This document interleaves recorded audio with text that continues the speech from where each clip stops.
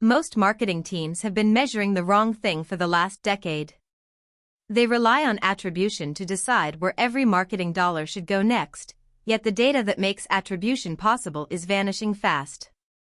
Take the case of a 28-location franchise spending $75,000 a month on ads.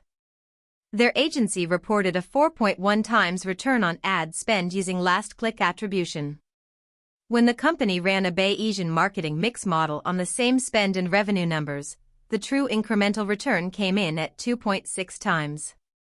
Last-click had overcredited Google's bottom funnel campaigns while ignoring how Meta's awareness work actually fed the later conversions.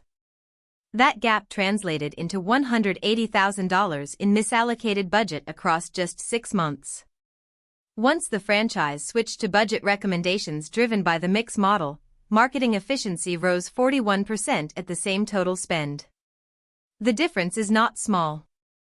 Attribution answers which campaign gets credit for a sale it already recorded. Marketing mix modeling answers which channel actually moved revenue after accounting for everything else happening at the same time, including time lags and the natural baseline of demand. One measures credit on a pixel trail. The other measures lift on aggregated spend and revenue. That distinction matters more every month because the pixel trail itself is breaking. Apple's app tracking transparency rules, the ongoing removal of third-party cookies, and stricter GDPR enforcement have already cut usable user-level data for most advertisers.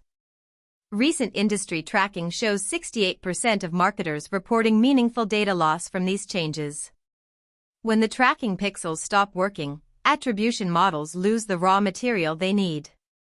Marketing mix modeling never relied on those pixels. It works with channel-level spend and revenue totals that platforms already provide. The model learns how channels interact, how long their effects linger, and what portion of sales would have happened anyway. Because it stays at the aggregate level, privacy rules and browser changes do not break it. The practical result shows up in budget decisions. Attribution can still help fine-tune bids inside a single platform when the data is clean. It cannot reliably tell you whether shifting money from search to social will grow total revenue, especially when upper-funnel channels create effects that appear weeks later. A mix model handles those cross-channel dynamics and supplies confidence ranges around every estimate so you know how much uncertainty remains. For any company deciding next quarter's channel mix in 2026, the more accurate and privacy-resilient tool is marketing mix modeling. Attribution remains useful for day-to-day campaign tweaks inside one network, yet it measures the wrong dimension for cross-channel allocation. One team at a regional retailer ran the same side-by-side check on their last 9 months of data and spotted paid social delivering 1.8 times the lift their attribution tool claimed while search lagged by 22%.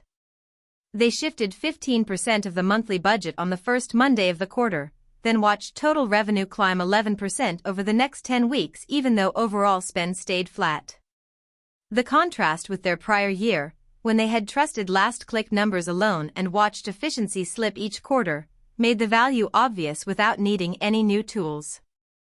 To see what Bayesian marketing mix modeling can reveal inside your own data, visit optimix.aureliansystems.tech.